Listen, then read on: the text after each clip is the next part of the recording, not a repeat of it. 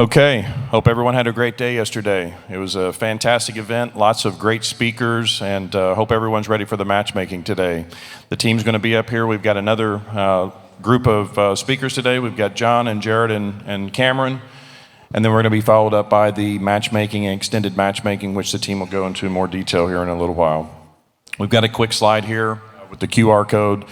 You guys can download that. We've created a more collaborative site, so as we start the planning for this next year's event, we can try to make it bigger and better. So we really hope everyone had a great time. Again, thanks to all the sponsors. We look forward to a great day of matchmaking today, and let's get this thing kicked off. John?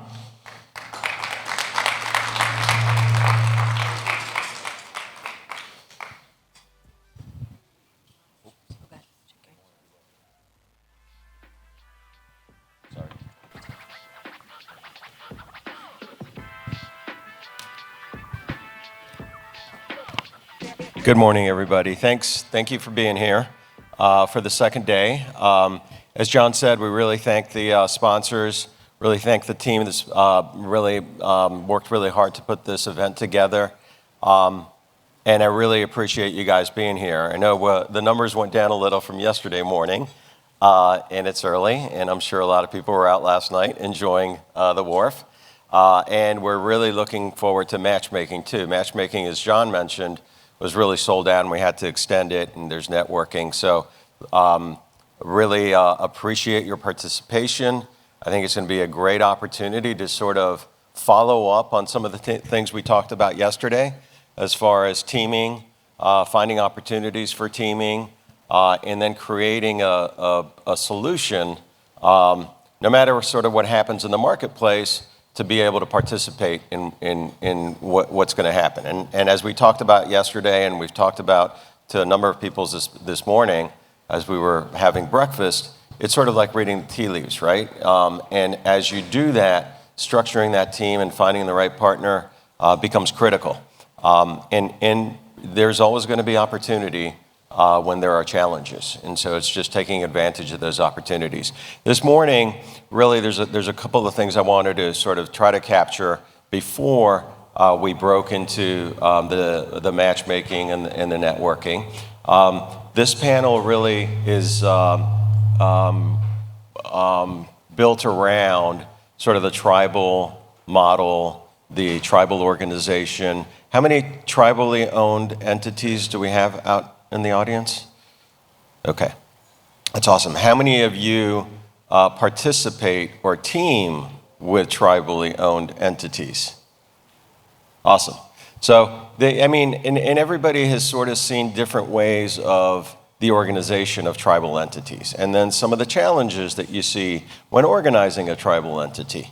I've been in the agency at the SBA, and I've seen successful ways of doing this and maintaining control and ensuring benefits flow back to the intended recipients, as the SBA is going to want to see and know. And then I've seen scenarios where, for a lack of a better term, the subsidiaries go rogue, right? And all of a sudden you have a subsidiary that you don't really control, and you're like, wait a second, how does this work? Like, we're the parent. And so it's just creating the structures that maintain control. These are required by SBA regulations, but it's just a good practice, right? And then ensuring that you have the reporting structures and the benefits that flow back to the intended communities, because after all, the programs are intended ultimately to support the communities that they represent. So we want to talk a little bit about that. Before we sort of just jump in to that topic, Jerrod and I were chatting earlier, and he had some thoughts about sort of the messages from yesterday. What does it mean for us? Like I just mentioned, the tea leaves, what resonated, what makes sense, and again, framing that in the back of your mind as you go into matchmaking and networking, et cetera, to try to leverage that session as well. Jerrod, do you want to kick that off real quick about your thoughts on that? Yeah, absolutely. I appreciate that. So it's great to see everybody back this morning. Some of the feedback that I got last night was, the uncertainty is bringing a little bit of doom and gloom, and we need some actionable items to, carry this forward. And that's how I want to start out today. I think first and foremost, if you're going to take something away from this conference, I think one is that you need to defend the 8A program. It is under attack right now, and to do that, you need to use every method available to have your voice heard, whether that's social media, just get it out there that the 8A program is not a DEI program. We were shocked at the Ultima case and the impact that it had on the 8A program. But I can tell you today that I think that's probably the best thing that could have happened to the 8A program, because the environment we're in right now, it would have got axed for sure. But by removing the race-based items from the program, it's rejuvenated. It's not a DEI program anymore. And so make sure that the Hill knows that. And obviously, the way we think the best way to do that is to take a big group of industry professionals and companies that are small businesses in the federal program and take that message to the Hill. And that is, why we started the Alliance for Indigenous Prosperity, because we know how to advocate for these programs on the Hill. And if you're not involved with that, I would highly encourage you to be part of that voice, part of that marching order, because the primary purpose of that alliance right now, the very first thing that needs to be done is to defend the 8A program. Eventually, I think we can get to a point where we can expand the program, but right now it's defend the program. Secondly, is to make yourself mission critical.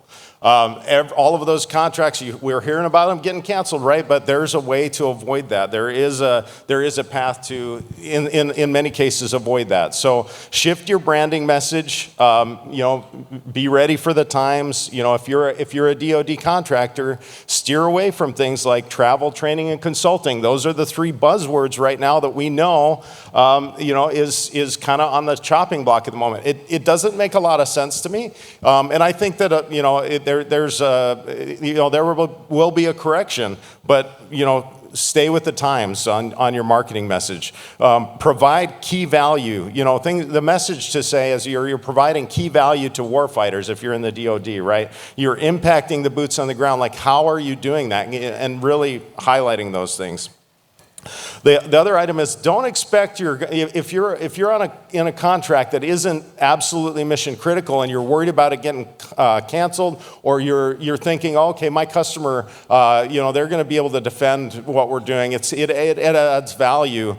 Don't expect your government customer to be able to articulate that to the DOJ team. You need to help them, partner with them, create a script, help them articulate to them so that they can articulate it to the people that are over them as to why your specific contract is needed and is adding value. The other item that we talked about yesterday, if you weren't in the breakout session about cybersecurity, those cybersecurity requirements are still coming, right? So it's an inevitability. I think that the downside of it is that it's going to cost money. My action item for you would be especially if you're in a non-IT type business, if you're in construction or something like that, be finding a partner that's going to help you reduce the scope of your implementation for cybersecurity so that you can find the right fit for your company and it's not a one-size-fits-all. So, when it comes to determining the scope of your implementation and what level you need to be at, you're probably going to need to be at a higher level than you think, but utilize and find a partner that's going to right size and reduce the scope where you can. And then the last point is just keep moving forward. Fear, extend the middle finger to fear. I mean, when it comes to not being able to move forward because you're so worried about what might be going on in the marketplace, that's not where we want to be right now. I said it yesterday. we're government contractors. We're used to the bureaucracy and all the little fires. And what's one more little fire? I mean, I don't want to bury my head in the ground and pretend like nothing's going on, but we need to keep moving forward, keep submitting the 8A applications, because the program is still here. And there's a whole lot of people out there that are not submitting applications. So you could be among the few, you might get approved faster than ever in history. Also, if there is some impact to the 8A program, I would imagine there's going to be some kind of grandfathering for the people that are already here. So there's going to be an extended runway. I can't guarantee that, but I'm assuming that. That's an assumption of mine. So, keep moving forward. And then lastly, the people in this room and that were here yesterday, the ecosystem that Strategic Growth Partners has built, especially with John Cook and John Shoraka, the team and the influence that they have with all of you. This is a shelter from the storm, right? These people here, everybody in this room has a common goal in mind, and we all want to see the 8A program, the SBA's economic programs for small business be successful. And so this group, we're all like-minded individuals in that way, and we can all come out of this on the other side together. Thank you, sir. I appreciate it. Thanks. Let me stop there, and I know we're going to get to our panel, but those were some really good comments. Any follow-up comments or questions that brings out as far as sort of wrapping up or putting a bow on yesterday? No? Okay, great. Yes, sir, Tony. John, didn't we add a rank decision way back in the 70s take race out of the 8A program? It did, and I think what Jerrod, so the comment there is back in the 70s or whenever that was, SBA and the court decisions sort of took the race issue, as far as SBA was concerned, out of the 8A program. But to Jerrod's point, the case about 2 summers ago now, right? That really was a challenge because the Supreme Court pointed to the court decisions around education, right? Remember the education court cases, and said that the 8A program was still challenging because you could have a presumed class and you didn't have to prepare a disadvantaged social narrative. You could just check the box, right?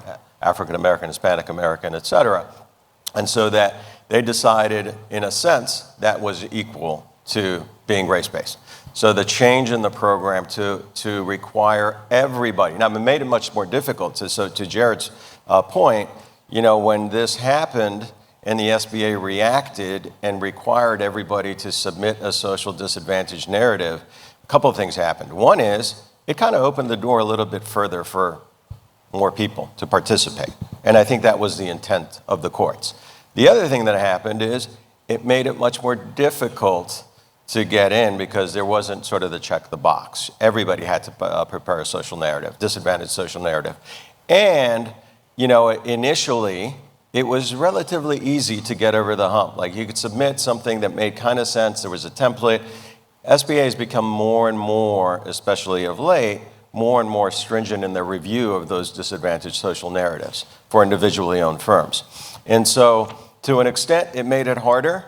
But to Jerrod's point, because the SBA moved in that direction, SBA's position, and to your point, Tony, is that, number one, we never thought we were a race-based program. But number two, especially after our reaction to the court case and requiring everybody to submit a disadvantaged narrative, we're definitely not a race-based program. However, I think the program is going to continue to get challenged. And to Jerrod's point, I think we need to come together as a community to help support the program. Yeah, great question, though. Thank you. Any other questions?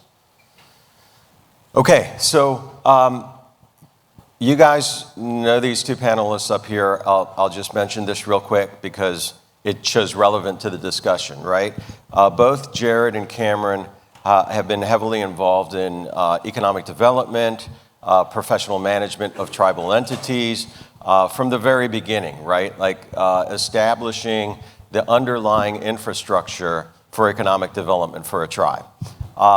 establishing the governance structure, even the corporate code if a tribe doesn't have the corporate code. And it really starts, you really have to build the foundation in a way that supports your structures. Like going back to try to fix some of this stuff is really painful. And so being very strategic about it and ensuring that the foundation is there. And we've had clients, quite frankly, when we come in, the structure wasn't the cleanest and best approach, right? So going back and restructuring it, creating a holding company, creating a buffer between the tribe and the operations of the entity, restructuring in that way was time consuming and required a lot of going back to the SBA and getting approvals for the restructuring and the holding structure. But so thinking about it in such a way that is very logical, but it does take time. And then making sure that you structure it in a way that's regulatorily, is that a word? Compliant. And then you can ensure that the control for the tribe is there, or the parent entity, right? That's always important. But that you have an organization that is run independent of politics, right?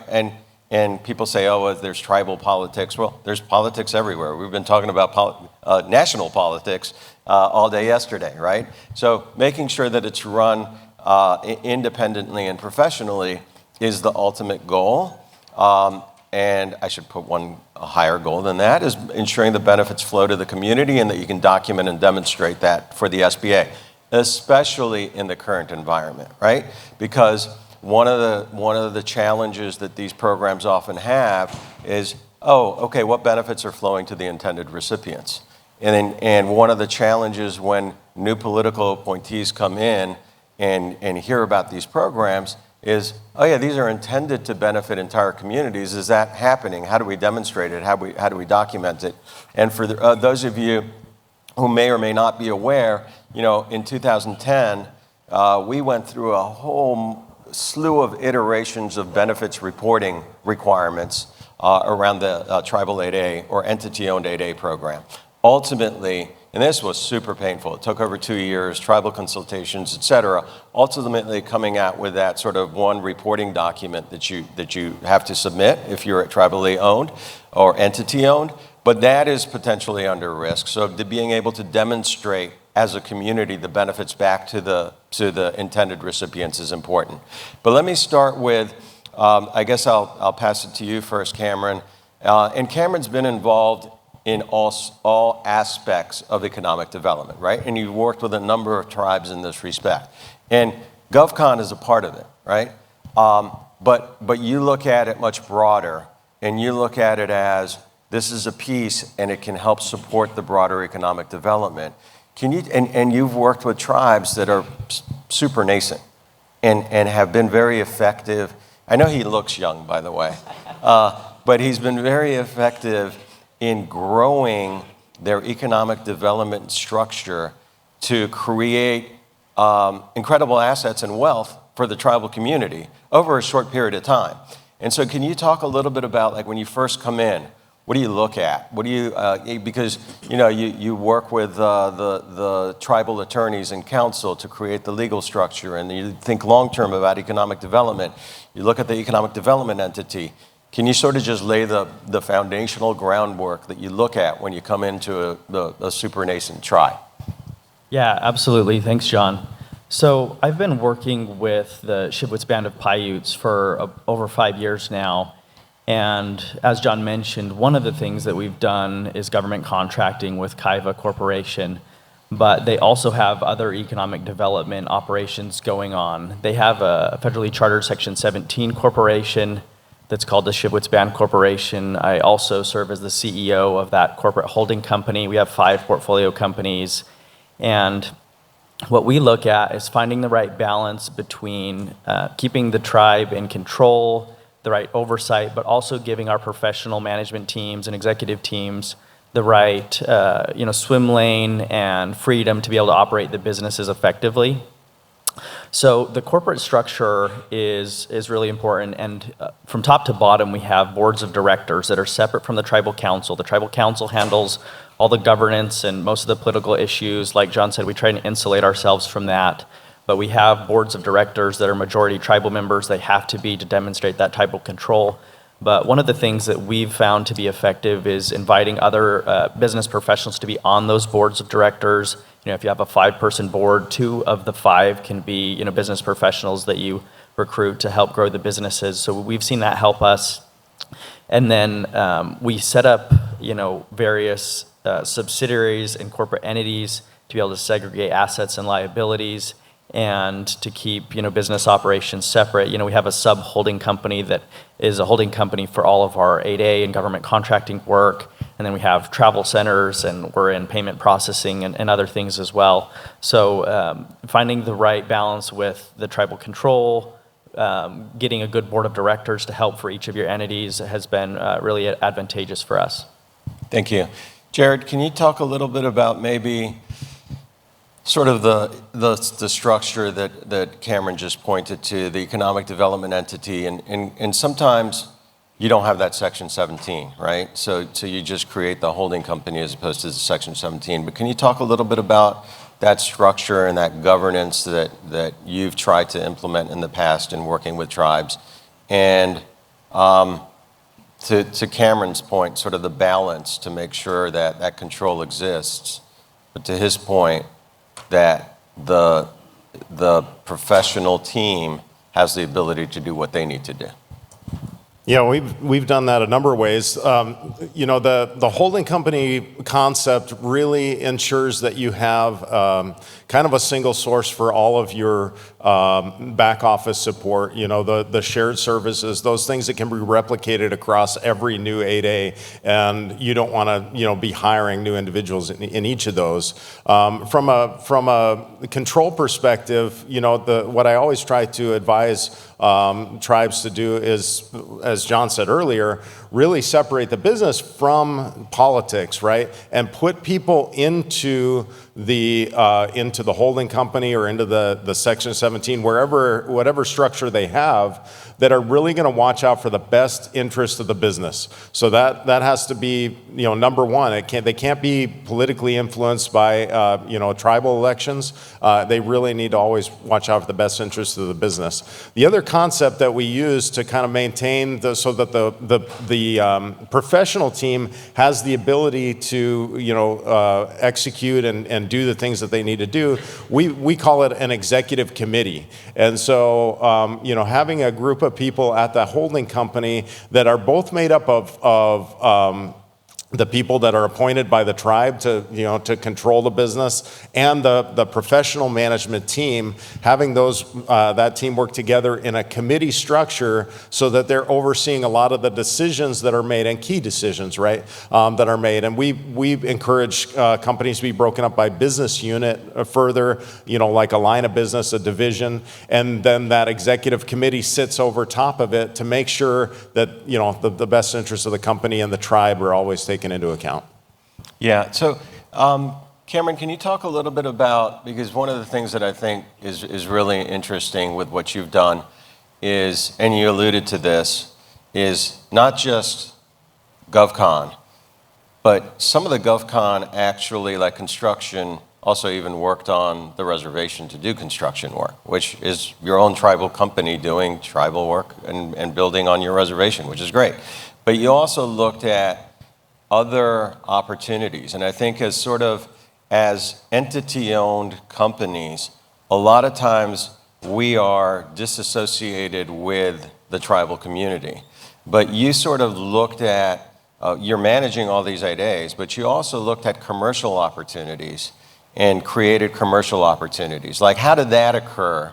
What was the thought process behind that? And what opportunities, because that's been incredibly successful too, what opportunities resonated that said, oh, this makes sense, let's do this? Because there are tax advantages too, right? So how did that happen?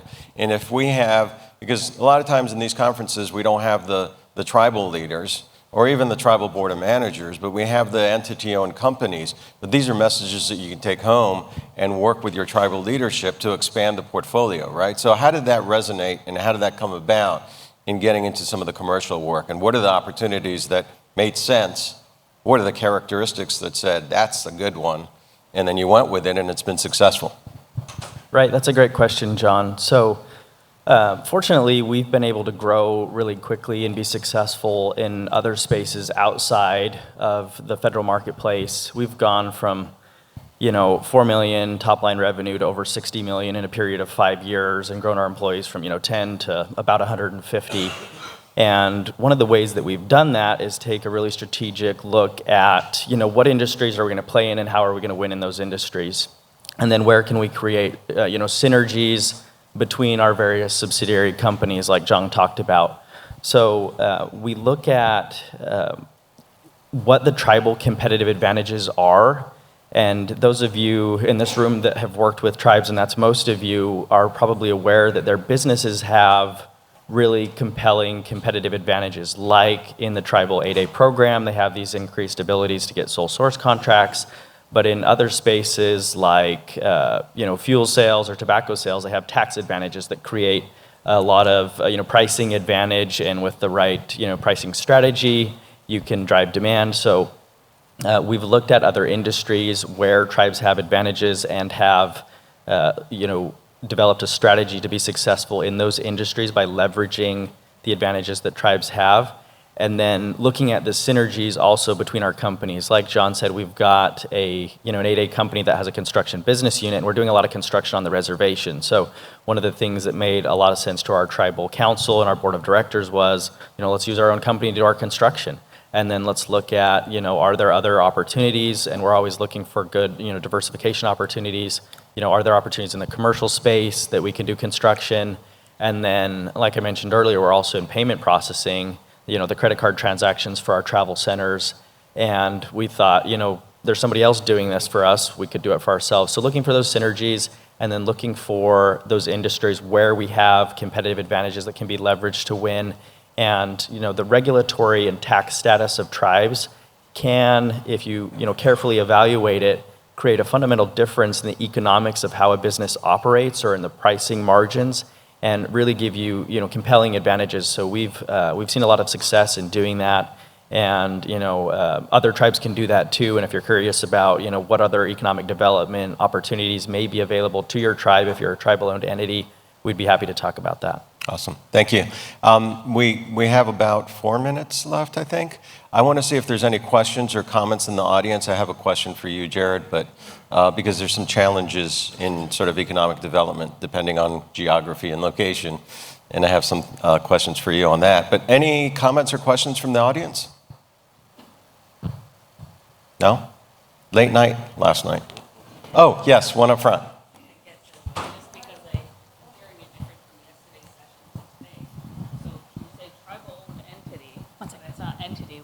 An LLC, so yeah, what's the wording of that? Yeah, when I talk about tribally owned entities or entity owned, it's an 8A entity that is an LLC usually, that is ultimately owned by a Native American tribe, an Alaska Native corporation, or a Native Hawaiian organization. And a lot of people don't know this, but there is a unique way that CDCs, Community Development Centers, can also own an 8A, but it's very unique, and I've only seen like 1 or 2 in the country. But basically, entity owned means owned by one of those organizations, or one of those governments, basically, the tribal nations, or Alaska Native corporations, or Native Hawaiian organizations. Yeah.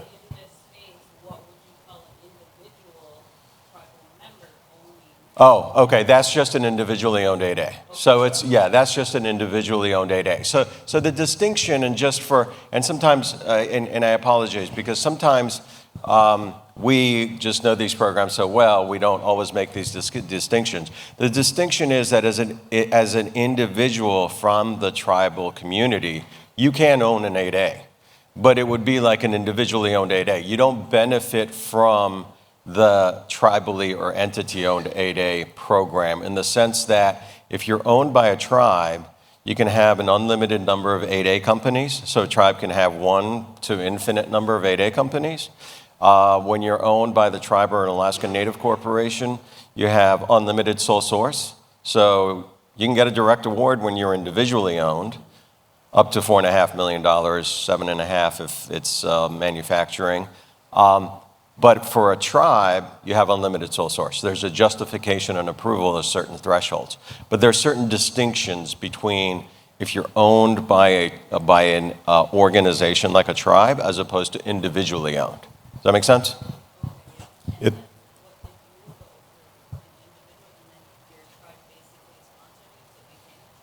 No, so it's really, no, so that sometimes does happen. So the question is, if I had an 8A that I started, can it eventually become a tribal 8A?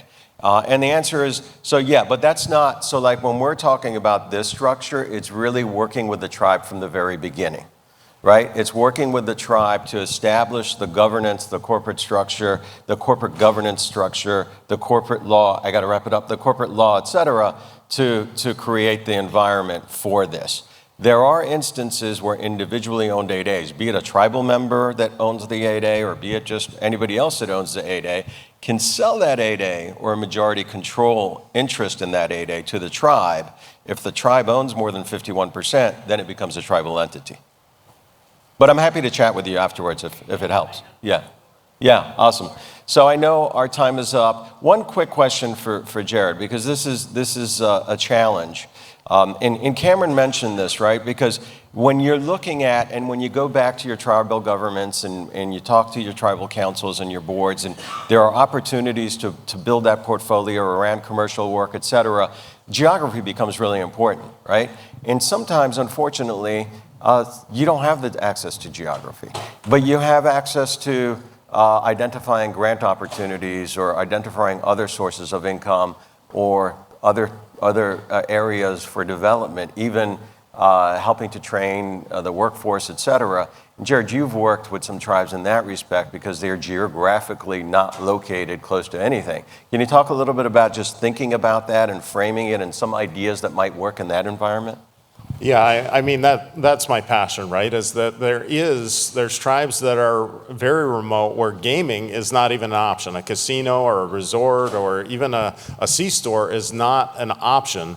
And so having a nationwide program like the 8A program where you're selling to the federal government, you can do it from a remote, you can be all over the country. It doesn't really matter location-wise. We give a lot of thought to that, and these are great programs and opportunities. And I think that government contracting is a great seed opportunity to fund some of the bigger things that Cameron even talked about, and some of the energy programs that tribes can take advantage of. Putting solar, or even Broadband. Broadband, yeah, broadband is another big one. We're having a lot of discussions lately around data centers on reservations, and or next to reservations in remote areas because of this whole broadband initiative. Now there's that capability. I'll leave it there. Well, thank you. Any last questions or comments before I wrap it up for Michelle? No. Okay, thank you. Take advantage of the matchmaking, take advantage of the networking. We're around, a lot of the speakers are around. We're gonna be around during these next couple of hours. So have any questions, just feel free to bug us. Thank you.